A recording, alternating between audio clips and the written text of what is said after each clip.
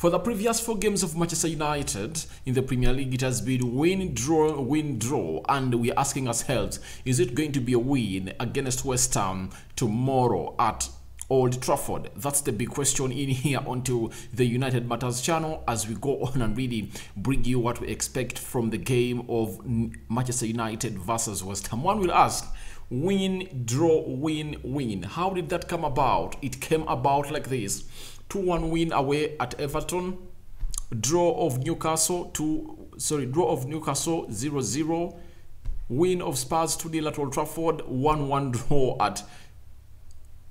at Stamford Bridge, a game that really ended in a dramatic way as Casemiro headed it home to give United a draw that was well deserved, maybe even a win, because United created very many chances, more than a team which goes by the names of Chelsea. Welcome to United Matters channel. How are you guys, and where are you watching us from? I go by the names of Rock and David. Smash the like button, comment and share. If you've been watching the Premier League today, United really has a chance to go on and really go ahead of Chelsea, because Chelsea has lost today to Brighton by 4-0, and if at all United beats West Ham tomorrow, it's really going to be 2 points ahead of Chelsea, and obviously that is what United is going to be. Newcastle is having is it 24 points? It's having 24 points and has played 2 more games than Manchester United and 1 more game by Chelsea, and obviously that really calls in for United to go on and win. If at all we win that game of football, we will be really going ahead to really go ahead and really bargain for that 4th position. It will be very good for United to go ahead and really accomplish this season as we go into the break of the World Cup, when we are in the top 4, meaning that when we return, we'll be in the 4th position, and obviously looking forward to go on and really dislodge a team which goes by names of Spurs, which has gone ahead to really win dramatically. Bournemouth was 2 goals ahead of them, and they fought back and really put 3 past them, and obviously they won that game 3. This shows you that is in a vulnerable state, and United is really on its high. There is a gear that United players have gone ahead to really put into their game of play, and obviously we are looking a much more better side, to an extent that even Pep Guardiola came out and said that United is at least getting there. I've seen people coming out and really saying Pep is just going ahead to go on and really mock us and really give us false hope, but that's not the case. That's not the case. The fact is there is a very huge improvement in the last 9 years, because for the very first time after Louis van Gaal left, I'm feeling like we are playing football. That's it. We are playing football. I last thought that we were playing football under the era of Louis van Gaal, because you saw us building the ball from behind and obviously having a pattern of play and a philosophy that everyone was knowing. And I think this goes back to the board of Manchester United, that why was the reason for sacking Louis van Gaal?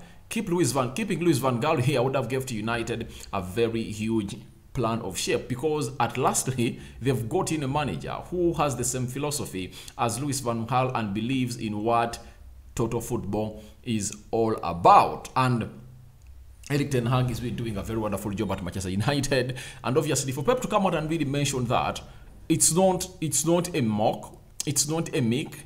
He's just speaking his mind, because for how many seasons has he been here praising Liverpool? He has been praising Liverpool a lot.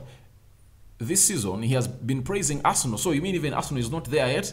So if at all he comes in and says that he watched United in the game of Chelsea and in the game of Sheffield, that we are there, obviously, we are there.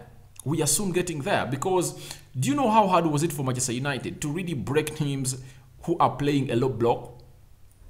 Like Sheriff yesterday, like Sheriff on Thursday, they are playing a low block and they're really making it hard for us to score. And obviously, we are also going past them in a way that everyone cannot even believe. So, another team that is going to play a low block against us and really hit us with a break is West Ham United. And we're going to play against them tomorrow at Old Trafford.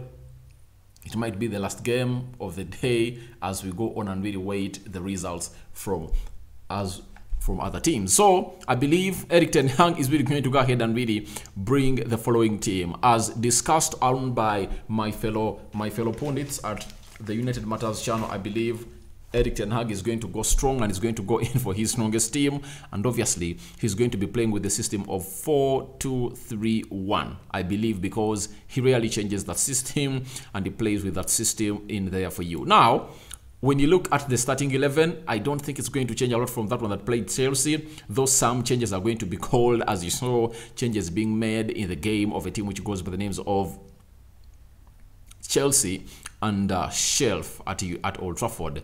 Obviously, contentious points or contentious positions being who is going to partner Lisandro Martinez, and obviously Freddy and Eriksson. Thirdly, it's Alejandro Garnacho or Sancho. And fourthly, is it going to be Cristiano Ronaldo or Marcus Rashford to lead the line, because Anton Martial is not yet back? So let's get into this. In goal, obviously, it's going to be David De Gea. I believe he has gone ahead to really cement his start amid him not being called at or not being included into the 54-man squad that was really put up. That was really called up by the Spanish national team manager. It doesn't stop me from really including him into this side because he's really improving and playing better.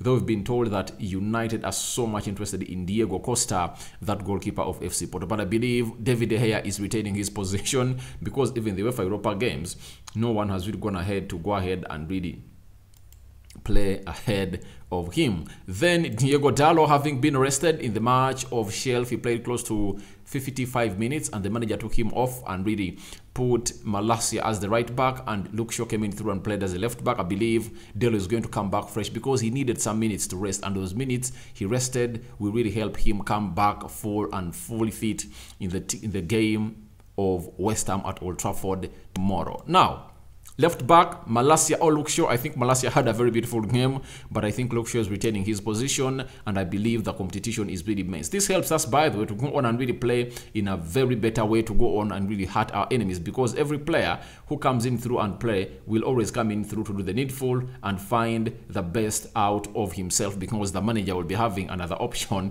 for a player who doesn't really go on and really start and deliver what he really wants into this game of football. Then we go to the left position of the central defense. Obviously, this is Lisandro Martinez, and the big question is going to be: is it Harry Maguire or Victor Lindelof? Because Rafael Varane is away. To me, I believe it's really going to be. Who do you think it's going to be? Harry Maguire came on and played 45 minutes. Lindelof played 90. I believe in the principles of Erik ten Hag and how I know him, it has to be Lindelof this time round. It has to be Lindelof because he has been playing more minutes than Harry Maguire. Maguire is returning from injury, and obviously he has been playing very many games very well. The game of Everton, he played it very well. He came on when Rafael Varane got an injury. In the game of Man City, he played very well. UEFA Europa League game against Bordeaux. Sorry, against, not Bordeaux, it's against this team from Cyprus, Omonia, away and at Old Trafford. He really played very well. So I believe he deserves a position to start. But though there is really a contentious argument whether it's going to be Harry Maguire because he's tall and what, but I believe Lindelof is really just like 2 inches shorter than Harry Maguire, meaning that Harry Maguire is just 2 inches taller than Victor Lindelof, and I believe it's not going to be good for me if at all I see a man who goes by names of Harry Maguire coming in to start in that position, yet Lindelof has been playing very well. If at all it's on merit, it has to be Lindelof, because Lindelof has put in better performances than Harry Maguire this season. And I believe in lots of things that Ten Hag always tells us, that the best player should always make it to the field of play. So unless otherwise, Harry Maguire does what Alejandro Garnacho did on Thursday and really impressed the manager a lot in the previous training sessions. That's when he's going to find himself in the starting 11 of Manchester United. But I believe Victor Lindelof is a better placed player. And every time Lisandro Martinez has played with Harry Maguire, they've had severe losses. You saw it against Real Sociedad, Brighton and Brentford, because those are the games that Harry Maguire has started for Manchester United. You know that very well. And obviously, in games like these, you expect the manager to go strong and really go in and pick his best player. And I believe right now, Lindelof is ahead of Harry Maguire in the picking order of Manchester United. But let's wait and see what is going to happen. And to make you up to speed, or to bring you up to speed, each and every game Harry Maguire has started, United has lost it this season. So what would you want? To start with the person who really has a bad jinx whenever he starts for United, or to start with that person that has really come in through and always gave us the best that we deserve? That is Lindelof. So I leave that over to you, but I believe I would love to see Lindelof starting into that midfield, that right side of the central defense. We go to the midfield, the double pivot. Obviously, there is a huge debate. No, it's not a huge debate now. I'm sorry to say that. I'm sorry, Mr. Casemiro. Because when Casemiro came in through at the game of Liverpool, and he was in the stands watching United win, Scott McTominay really pulled up another gear and obviously started putting in performances that were really so much great. But the manager started to play Casemiro in the UEFA Europa League matches, and he used to come on through in the game of Southampton. Then Leicester City was playing like 10-15 minutes. Then in the game of the rotation, they played 90 minutes. In the game of a team which goes by the names of Arsenal, he played some minutes in there for you. The game of Man City. So his first Premier League game for him to start was that of Everton. Played very well, and United won by 2-1. Ever since then, he never sat back, because Scott McTominay came on through and really got a yellow card. That summed to 4-5, and he sat down and never played the game of Newcastle. In the game of Newcastle, he continued to play very well. Same applies to the game of Chelsea and the game of Tottenham Hotspur, and I believe has gone ahead to cement his position. He start in every United team. So before he's starting the Premier League games, there was question marks on whether Scott McTominay will be benched. But right now, if at all you ask any United fan outside there, Casemiro will always be his favorite. And that's why I've gone in for Casemiro into this position of the midfield, playing as the midfield or central defensive midfielder. Alongside who is it going to be, Freddie or Eriksson? Freddie really came and played some game against Chelsea, against Spurs, but against Newcastle he was average.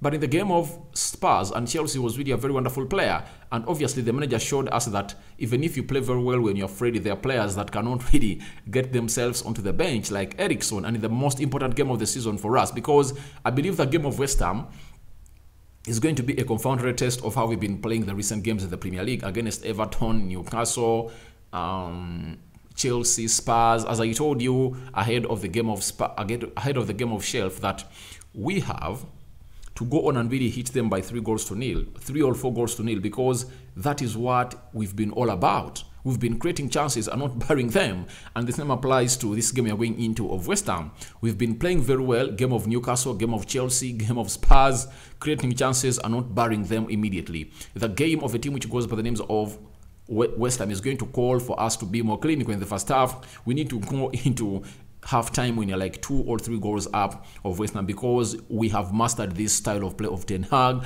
and we just have to go on and really cement it and really do the needful. And who is the driver of the system? It's not Freddie. It's obviously Eriksson, and I believe he's going to go ahead and really start ahead of Freddie in this game of football. Donny van Dijk returning, playing some 15 minutes ahead, playing some 15 minutes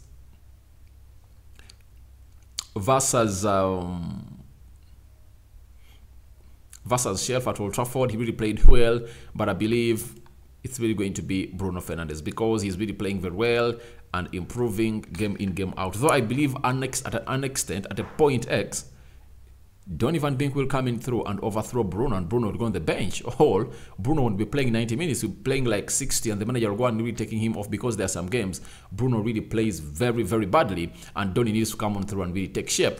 So on the right, attacking side of the midfield, after doing that spin twice, 360 spin twice in the game of Shelf, and lots of critics came out and really called him a clown, like Paul Scholes. And obviously the likes of Neymar came out and defended the player in the names of Anthony. I believe he's retaining his position as a right attack midfielder for Manchester United, because even the manager was not pissed his head. He has no problem with the spin, provided that spin results or doesn't result into him giving away the ball of Manchester United, or doesn't contribute to the loss of possession. Now, the most contagious position is the left attacking midfield of the pitch, where we are having Rashford, Sancho, and Alejandro Garnacho. There is even Anthony Elanga. So, Alejandro Garnacho, no one even thought about him starting the game of Shelf, but obviously came on through and gave us some exciting and productive 75 minutes. And obviously, he really gave us a lot of fun, and we really felt good. So people are asking themselves, should it be Sancho or Alejandro Garnacho? Obviously, with the performances that Alejandro Garnacho put in through, there is no way you're going to tell me that I go in for Sancho. Reason being, Sancho on the game of Chelsea played very badly. He doesn't take off players.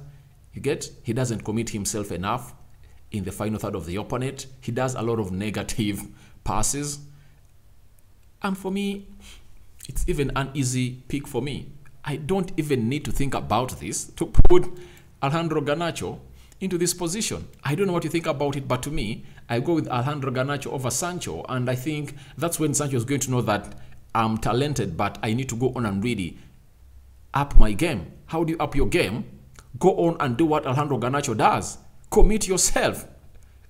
Go on, take on these teams, and sit these defenders down, because you have that talent in you. You have those minerals and ingredients to take on players and sit them down by not really putting it out there. You are not portraying it out there. So I believe, to me, I'm going with Alejandro Garnacho over Sancho. I don't know what you guys think about it, but Sancho needs to go ahead and really get himself to the levels of being the player that we expect him to be, especially by committing himself enough and really sending these people the wrong way, and with his jinking feet, let him wrong foot these players. That's what we are requesting from Sancho. That's it. So Alejandro Garnacho, who does it? I go for him in the game of West Ham. Maybe Sancho will come on later.